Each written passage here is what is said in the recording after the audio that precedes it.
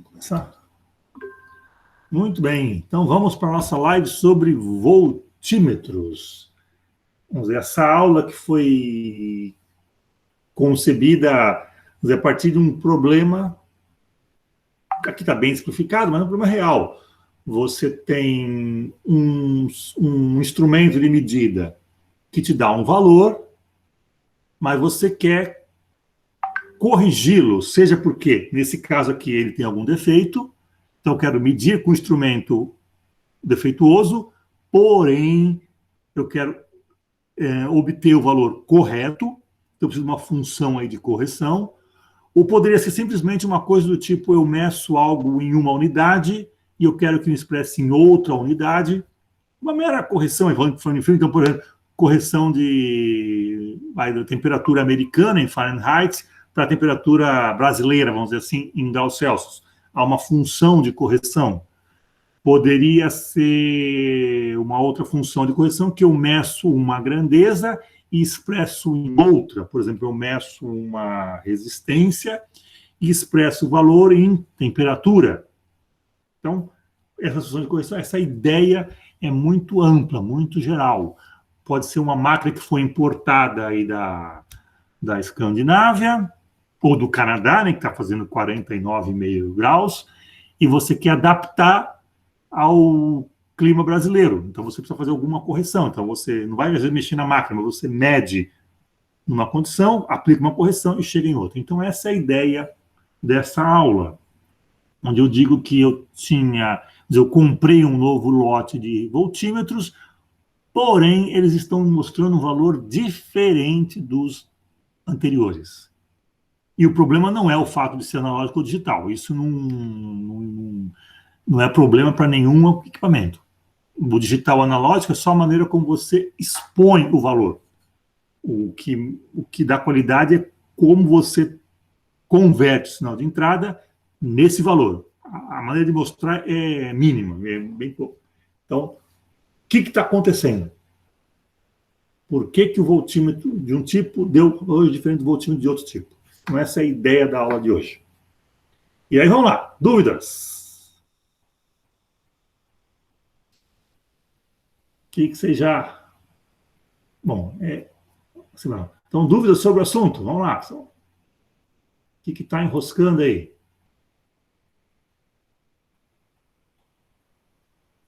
Professor, Oi. uma coisa que eu estava folheando a atividade de laboratório é que está escrito aqui, medição e coleta de dados.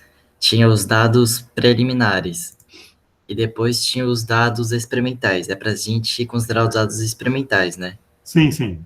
Aqueles dados preliminares é só para a gente ter uma noção de como faz certinho?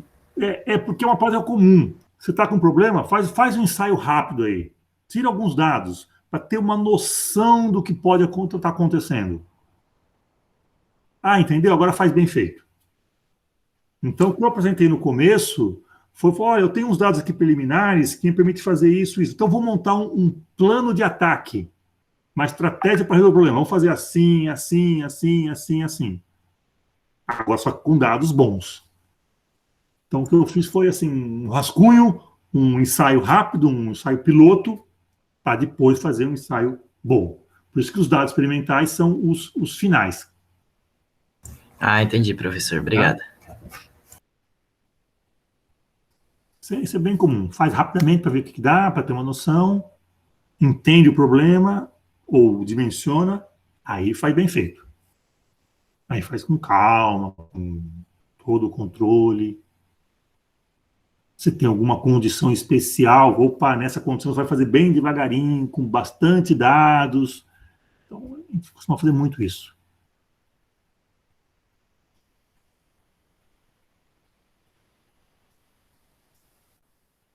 O que mais? Deixa eu ver aqui, eu tenho algum lugar.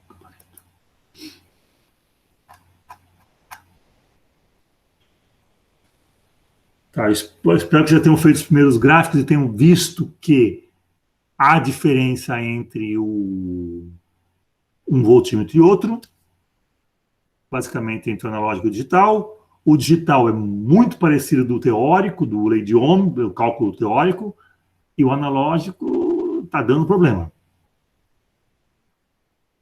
Então, nós temos que caracterizar o problema, ver, ó, estou vendo o problema, legal. Agora vou ter que entender o problema. Ah, o problema, a origem é essa. E propor uma correção. Ah, para corrigir, faz isso. E mostrar, validar essa correção. Ó, faz isso porque, olha só, dá certo. Então, há todo um raciocínio aí de como atacar um problema. Não é só, nossa, estou vendo, está errado, ai, que ruim. Tá, não, isso aí é bonitinho na rede social. Não garante emprego de ninguém. Tá vendo? Escreve. Escreve da melhor maneira possível. Vai buscar dados, entenda o fenômeno, monte um modelo, propõe uma correção, valide a correção. E aí junta tudo isso e fala, ó, tá aqui, ó. Então essa foi a lógica que eu usei aqui. E repara que nessa lógica é uma coisa importante que eu vejo vocês pecarem muito nos relatórios. A falta de questão de fluxo de informação. O relatório não é um monte de gráfico separadinho. Você tem que começar do começo e evoluindo a ideia para chegar no final, na tua conclusão. Então esse fluxo é muito importante. Isso eu estou notando que os relatórios ainda estão falhando. O Tó está colocando cada gráfico como se fosse uma coisa estanque e não correlaciona uma informação a outra. Por que você fez o outro? E a partir dele, onde você vai chegar? Então, esse fluxo de informação é muito importante. Mesmo sendo um relatório sucinto, dados experimentais, análise e conclusão, há um fluxo de informação. Tem que ser um texto gostoso de ler, que vai chamando o leitor, olha, tem isso, agora repara isso, está vendo que a gente pode ir para cá, mas eu vou para cá por isso. E olha, vai brincando com o leitor e evoluindo a ideia. Então, isso eu tenho notado aí que os relatórios estão muito, muito truncados ainda, muito, vou dizer, compartimentalizados. Tudo bem, a prática resolve isso, daqui a pouquinho vocês vão estar craques. Tá? Professor, oi. Uma coisa que eu notei é que a resistência interna do voltímetro analógico, a faixa que é medida é diferente do voltímetro digital. A única diferença seria a incerteza instrumental, que teria entre um e outro? Não a única diferença. Essa é uma diferença importante. Tá, o analógico, deixa eu ver aqui, você está usando ele, desculpa, o digital, você está usando ele na escala de 20 volts, e ele tem lá no manual a sua especificação de quantos por cento, mais ou menos, a resolução. E o analógico tem uma outra resistência interna, que é bem mais baixa. Enquanto o digital tem lá cerca de 400 quilo-ohms de resistência interna, o analógico tem 625 ohms. Isso é muito pouco. Bom, os nossos resistores variam de 20 a 1000 ohms. Então, 625 pode ser grande em relação ao 20, aos 50 ohms. Mas quando chega em 100 ohms, já começa a ser, olha, não é tão desprezível assim, não. E quando chega em 1000 ohms, pô, o voltímetro ele tem resistência menor do que do circuito, que porcaria.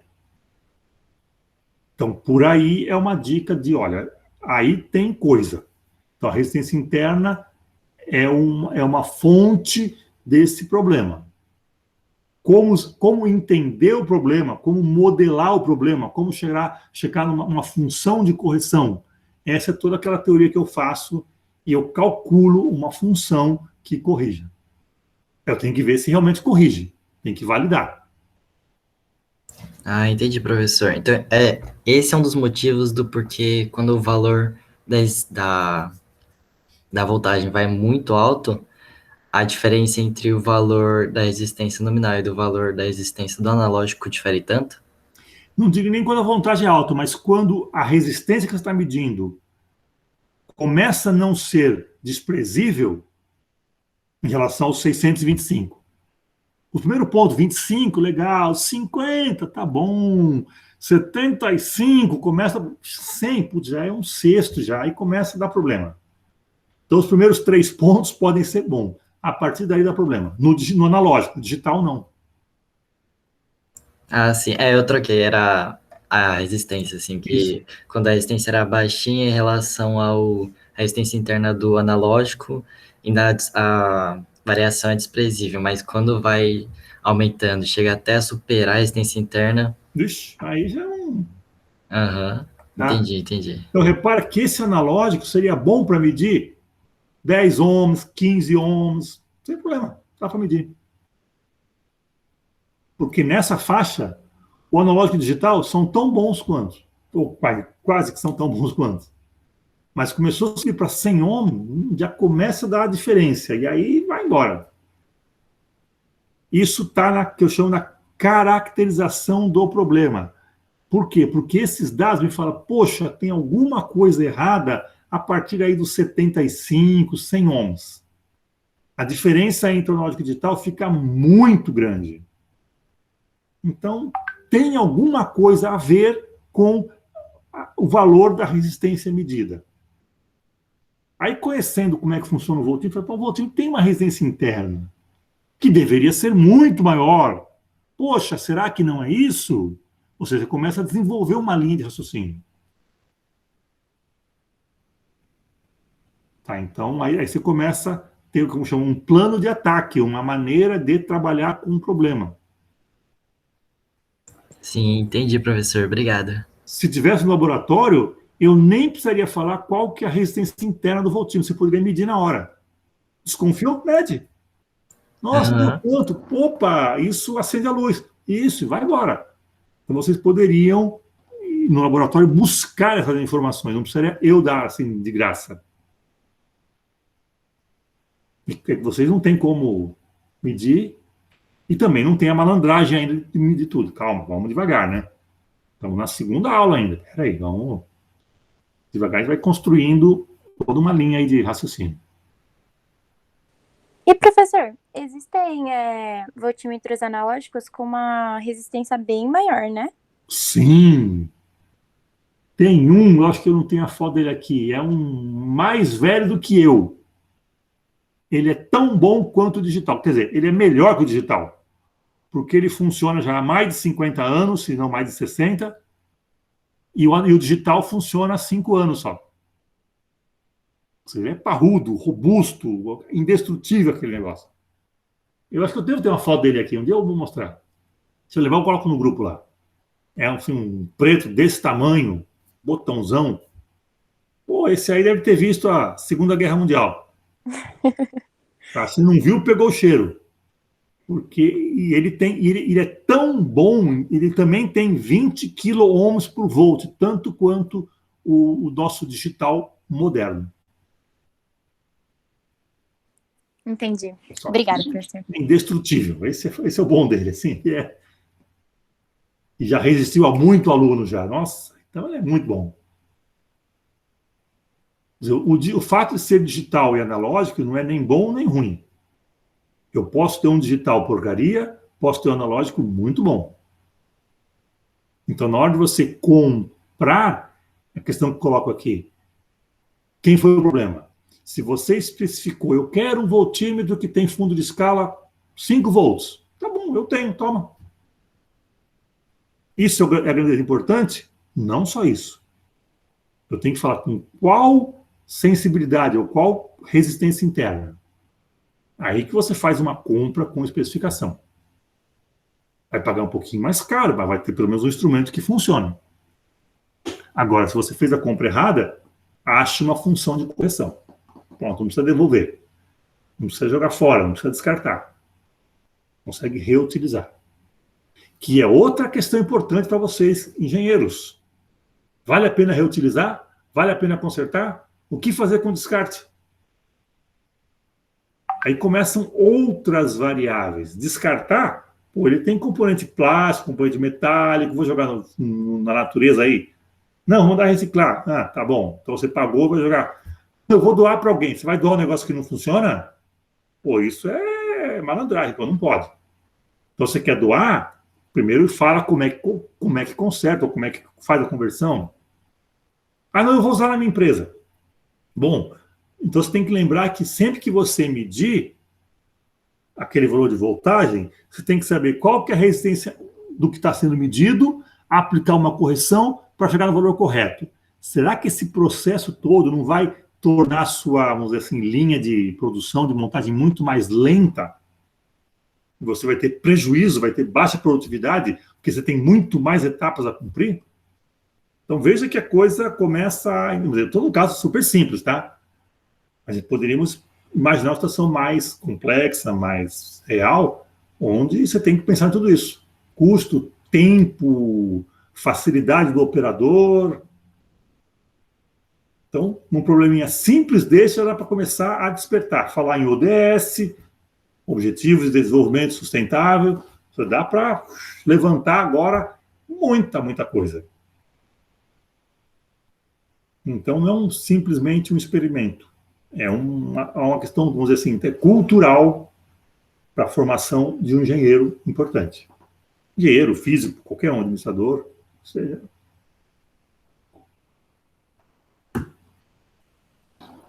Tudo bem? Então, discutir essas outras coisas faz parte da formação de vocês. Eu gosto de cutucar, encher o saco, provocar, botar alguma coisa assim meio inesperada, para começar a despertar isso aí em vocês. O que mais, pessoal? Dúvidas? Professor, Oi. eu não sei se eu posso falar isso agora, porque não é nem sobre o voltímetro, é sobre o Moodle mesmo. Sobre quem? Moodle. Não, então vamos ficar primeiro no voltímetro. Ok, obrigada. Mais alguma dúvida? Da minha parte, não, professor. Álvaro, tudo certo? Não é um problema difícil esse. O que eu acho importante é vocês terem um fluxo de raciocínio, uma maneira de abordar o problema, buscar informação, lapidar, refinar, calcular, validar e tudo mais, e chegar na conclusão. Essa é uma coisa, não é só fazer por fazer. Vocês não têm que se livrar do problema, vocês têm que resolver o problema. E dar, claro, como profissional, dar algumas diretrizes, sugestões, falar, olha, gente, nunca mais façam isso, o erro foi aqui, olha, evitem isso. Não cometam mais isso, ou se cometer, faz assim. Mas eu não recomendo, eu recomendo. Esse é o tipo de trabalho que é legal para fazer uma conclusão, é o e daí? Para que serve tudo isso? Para que funcionou? O que adiantou? Então, esse e daí não é tão simples, não. É hora de você transformar aquele monte de dados, informações e gráficos em algo, em uma recomendação, em uma postura, em algo assim mais prático. Próprio de engenheiro ou de qualquer profissional. O que mais, pessoal? Alguma dúvida mais?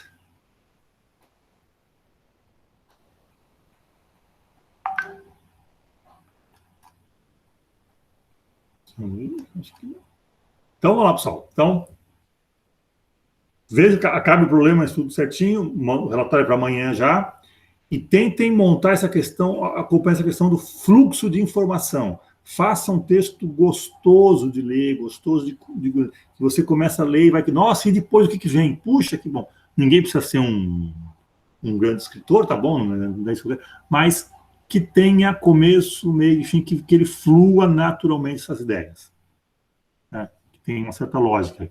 Que fique, vamos dizer, fácil de gestão rápida. Você consegue rapidamente digerir tudo isso, entender e chegar na conclusão.